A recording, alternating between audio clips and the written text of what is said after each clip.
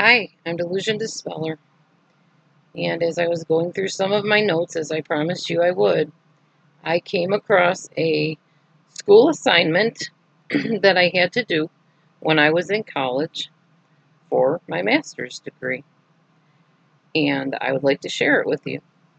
Hopefully, this will settle the issues about diagnosing, etc. Because indeed, for a homework assignment, or a school assignment actually in class, I had to actually diagnose somebody, a fictitious person. I had to write up a case study of my choice with actual disorders, and I had to diagnose somebody. I got an A plus on this assignment. So here we go. This is going to take place over several sessions, actual therapy sessions, pretend ones, with a pretend client we will call Dana Addams, actually. And I'm going to share with you exactly what happened in this session and what the diagnoses were and the treatment. The client's name, Dana Addams. The session date and time, October 6th, 2011 at 1 p.m. Summary of session. Administered the Myers-Briggs type indicator to client. Discussed what client sees as main dilemmas to work on. Explained a bit about dialectical behavior therapy to the client and asked client to share parts of her journal with me.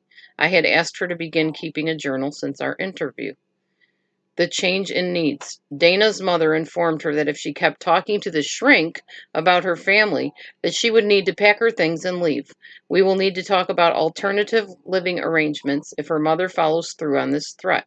Obviously, it will not be likely that Dana's mother would come into sessions, so I will have to find out information from my client only. Progress towards diagnoses and goals. Treatment goals, sorry. Dana has completed her first week on Prozac and says she has no ill effects as of yet, but also no change in her depression level. Dana's journal writing seems to be more of a brag session about herself rather than her thoughts regarding situations she's being faced with. Dana has an appointment with the nutritionist tomorrow, but she may need a referral for an eating disorder as well, because she seems to be showing resistance about even showing up for the meeting, and I'm thinking there is a deeper issue of control with it.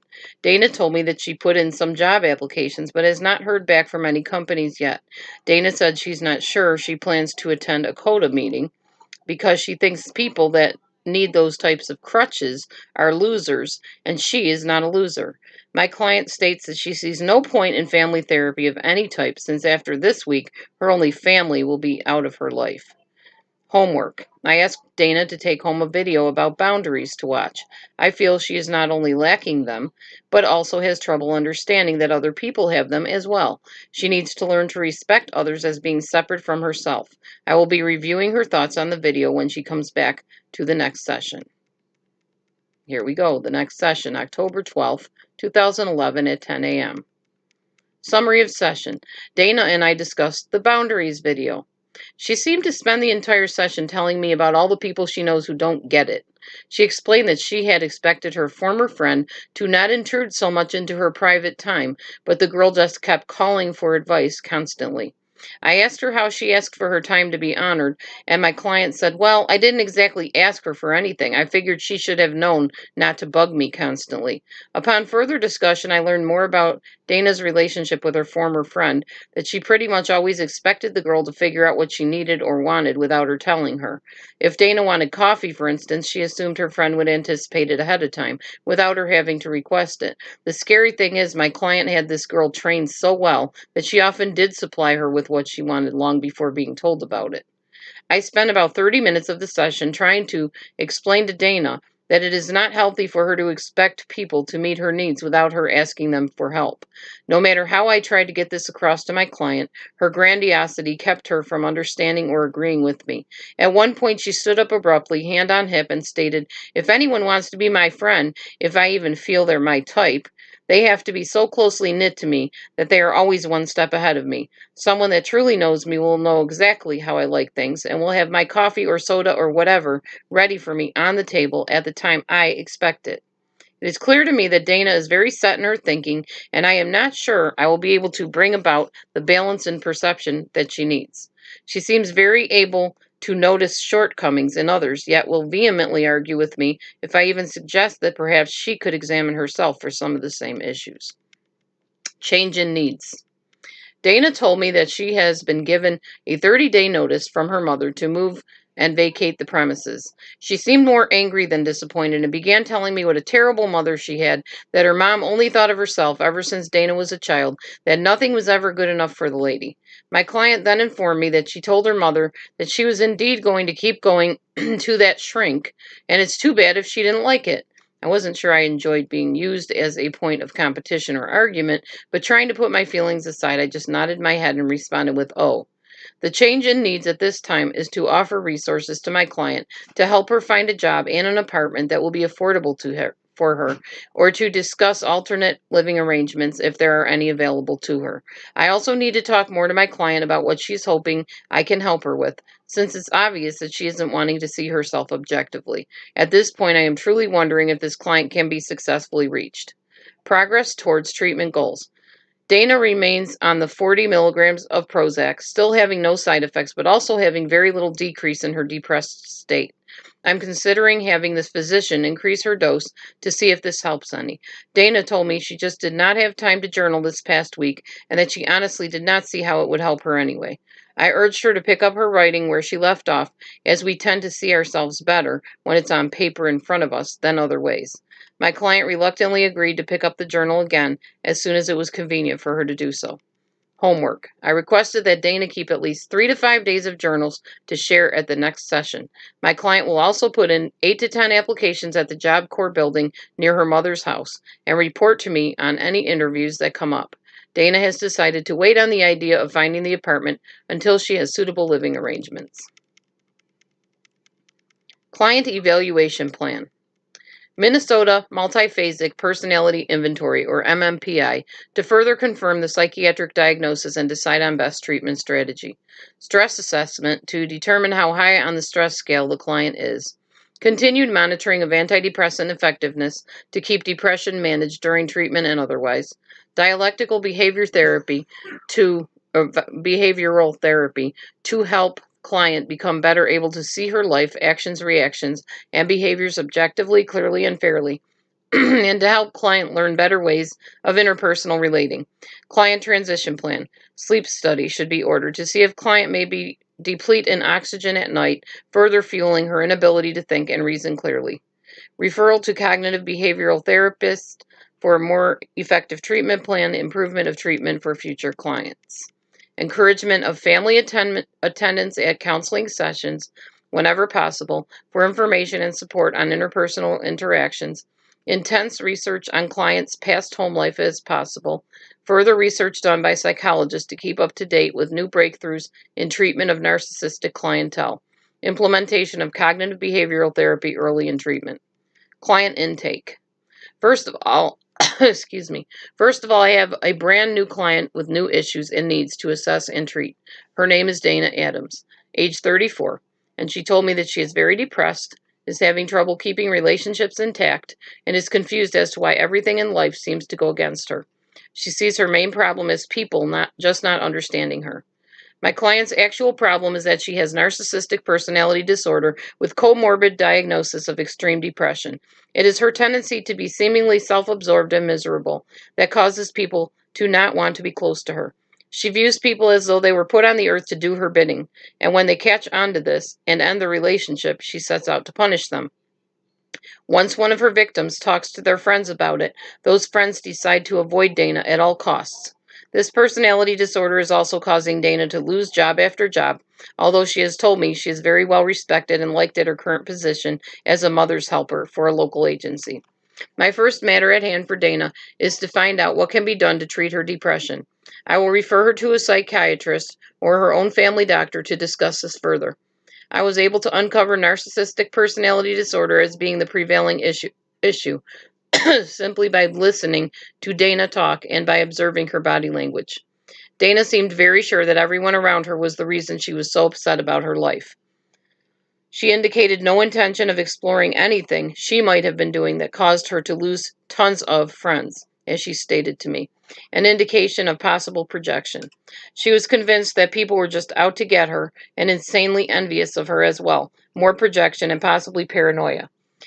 Dana spoke to me about how people will be sorry when she's at the top level in the pharmaceutical and cosmetic companies she will be soon in charge of. Yet when I asked her of her credentials and knowledge of these industries, she had little more than a sixth grade understanding of inventory, sales, or management of businesses, seeking acclaim without commensurate achievements. Grandiose thinking. My client expressed to me that her recent boss must be really miserable for letting her let her go, since she was the best employee he had ever had. No matter what the topic, Dana seemed to indicate to me that the reason she only had one true friend and every other person she let get close to her left her was because they just did not understand her and could not keep up with her fast-paced lifestyle, possibly more grandiose ideology. In fact, she had been misunderstood all her life. Dana refused to allow me access to speaking with her mother, whom she still lived with, indicating that she knows nothing about what I do or don't do, and I can tell you anything there is to know about me, since I know myself best. As she spoke, the strategy I used was that I listened without judgment to what she was telling me and how she was emphasizing certain points of her discussion. I quickly observed that if any time I tried to question her exaggerated perceptions, she would become fidgety, uneasy, and increasingly incensed, insinuating that maybe I was just like the others that didn't understand her and couldn't help her. Cognitive dissonance might have been the reason she acted negatively when I challenged her long-held perceptions of herself and her abilities and traits.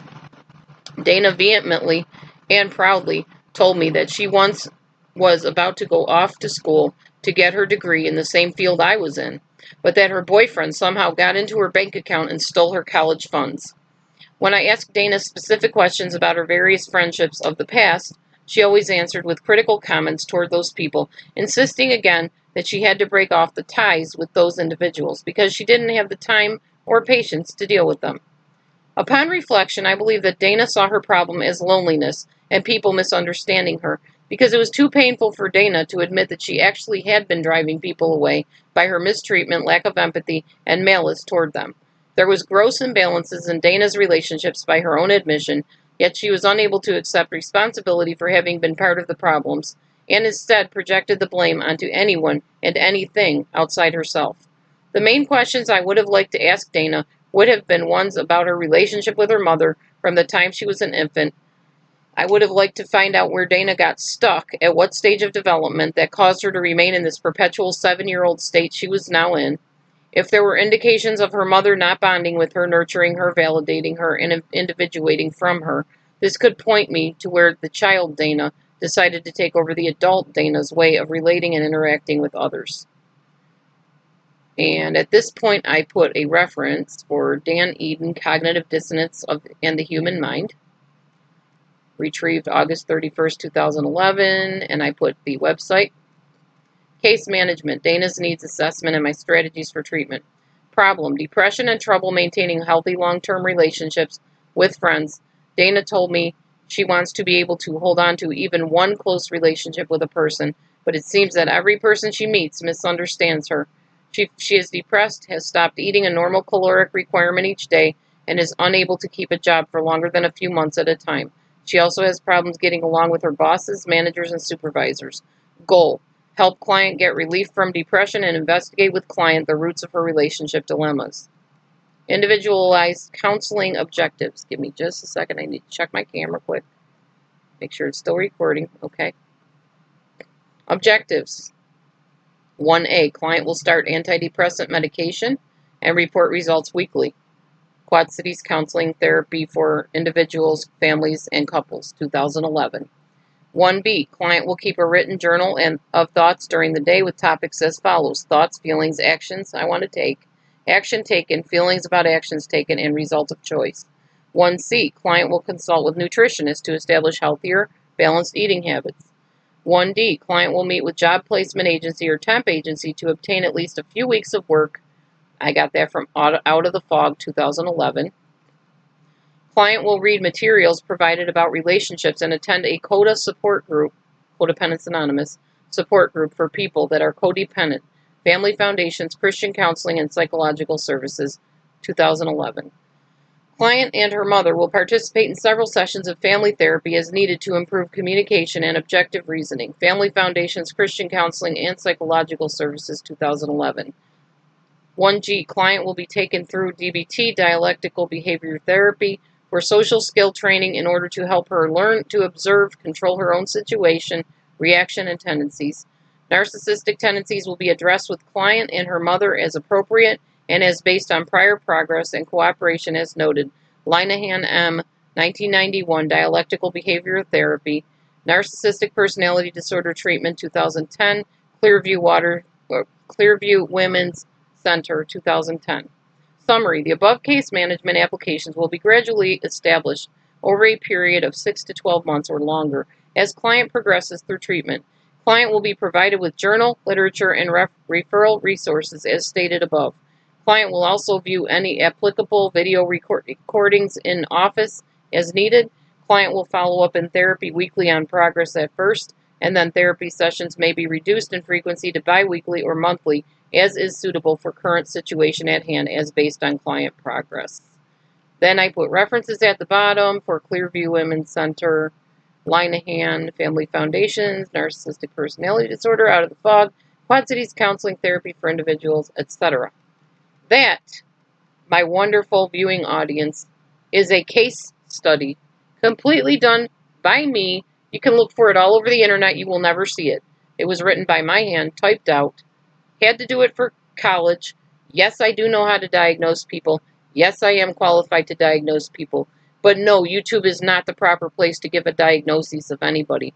You would have to take a long term, after many sessions, as you saw for this fictitious character, Dana, this fictitious client, and then diagnose them after you have that rapport built with them, after you know their family background, their medical background, their health problems, or whatever you need to assess. It would take evaluation and assessment, research and assessment, all of which I studied in college, but is not appropriate nor called for on YouTube, which is a social media forum. But yes, I have diagnosed people, and yes, I have had success in diagnosing people, and it was not online, it was offline. So I'm very qualified. And hopefully from reading you my assignment, you kind of get the gist that I know what I'm talking about. And I'm trained in it and qualified. No, I'm not licensed, but yes, I definitely have 2 degrees. And I think I've proven now that I know exactly what's what. I hope you enjoyed that. I hope you followed it. It was a little bit in depth, but I felt that was the only way to explain that I really am trained, that I really did go through school, and I had to complete assignments, which I got really high grades in and did very well in college and graduated with honors. So I hate tooting my own horn, but after all the comments today and the goofiness in text, it was time. So hopefully that's all I need to say on this. I don't know any other way to tell you who I am or what I did or what I can do. There you go.